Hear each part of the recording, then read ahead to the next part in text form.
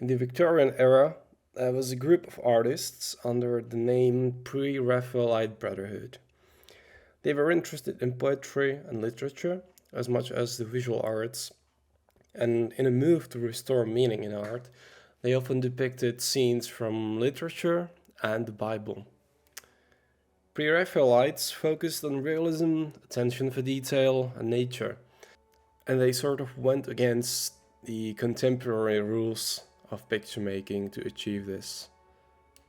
The Brotherhood consisted of these 7 people: William Holman Hunt, John Everett Millay, down to Gabriel Rossetti, William Michael Rossetti, James Collinson, Frederick George Stevens, and Thomas Wooler. So firstly, I'd like to take a look specifically at the work of John Millay. This painting depicts Ophelia, a character from William Shakespeare's play Hamlet, as she is singing songs, gathering flowers before she drowns in a river. So as we're looking at the scene from above, and there is no sky, all background is filled with all these plants and flowers of their own symbolic significance. Such an accurate depiction of a natural landscape. All the details in flowers, the greenery, and this little bird.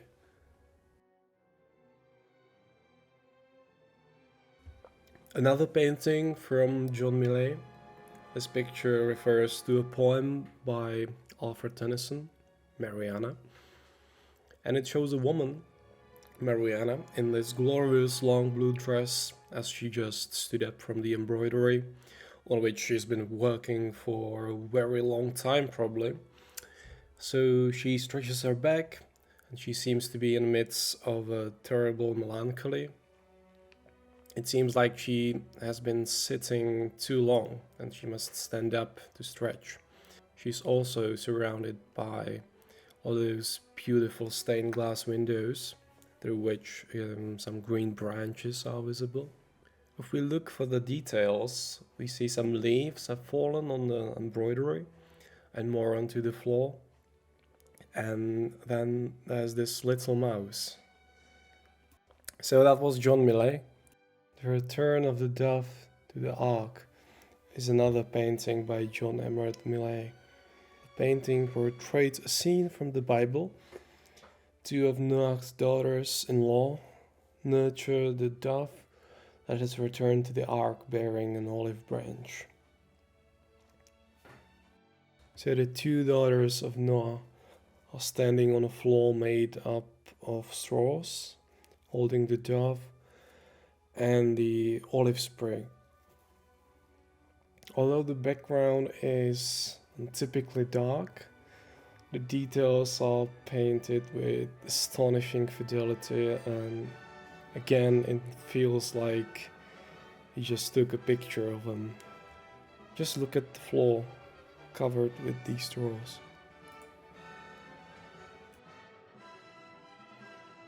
So this last painting by John Millay depicts the young Jesus assisting Joseph in his workshop. Joseph is making a door which is laid upon his carpentry work table. Jesus has just cut his hand on an exposed nail, which is foreshadowing his crucifixion. The inside was meticulously painted to the last detail, but even the outside wasn't omitted, as there is a view of the landscape with some sheep. So this next picture is called The Awakening Conscious by William Hunt. And again, there is this abundancy of detail that is even amplified by the presence of this mirror. And thus we have an extended view of the room and the opened window. There's so much happening. The man is playing the piano as his lover sits on his lap. And there in her countenance, and in the way her hands are clasped together, we see that she's just realized something. I guess she's longing for freedom as she's looking from the window. Maybe it was the song that sprung this thought in her. So now she stands up as she's awakening, but the man is still kind of holding her. There is also some symbolism in the details. Under the table, there's a cat that has just caught a bird, and this is clearly an analogy to the man and the woman. He has caught her as well. Our English Ghosts, another painting by William Hunt. The scene captures a tranquil spot on a cliff by an ocean inhabited only by a flock of sheep, with extraordinary attention for detail again. The sheep actually feel alive and are so cute. What's interesting is the unequal distribution in the painting, as the right side is full of sheep and plants, and there's a lot of going on. The other side is left plain with a glimmering ocean in the distance. This painting was also later renamed as Straight Sheep, which may evoke some religious meaning as well. Third painting by William Hunt depicts a Christian family that is hiding a priest from a crowd of heathens and druids who have already caught another priest in the background. So the scene is set somewhere in the medieval times. There are two religious symbols colliding. The druidic symbol of a stone hedge or a stone circle is visible through gaps in the back of a Christian family's hut.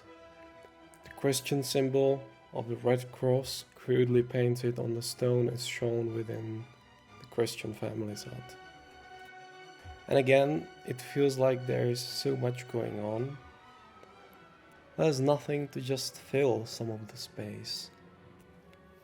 The man, presumably ready to fight, on the right side, with a little boy listening for footsteps, and the rest of them tending to the priest.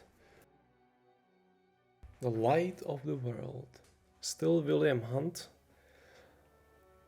So there are actually two lights shown in this picture. The lantern, which is supposedly light of conscience, and then the light around the head of Christ, the light of salvation.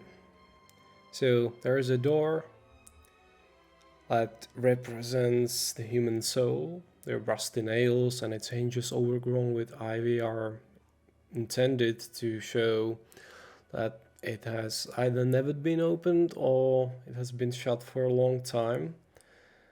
And the figure of Christ is asking for permission to enter.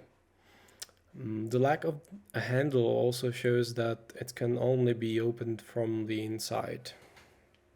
And so it shows that all that Jesus can do is to knock on the door with his light and present himself. There's nothing else he can do to force himself onto somebody who's inside. So now we move on to Dante Gabriel Rossetti and his painting The Annunciation, which shows Virgin Mary rising awkwardly from a low bed, as if disturbed from sleep, while the angel Gabriel presents her with a white lily. Both figures are dressed in white as a symbol of a virgin's purity, and the angel's role as the messenger of God is emphasized by the small white dove hovering beside him, signifying the presence of the Holy Spirit. What's interesting is that the only thing that shows that the angel Gabriel is indeed an angel are his feet on fire as he's flying in the air. There are no wings on his back. The deliberate use of white color is complemented by pretty much just the vibrant blue, which is actually associated with Mary. So these were some of the Pre-Raphaelites. I chose mainly the paintings that I liked, and what I liked the most was the work of John Millet, I have to say.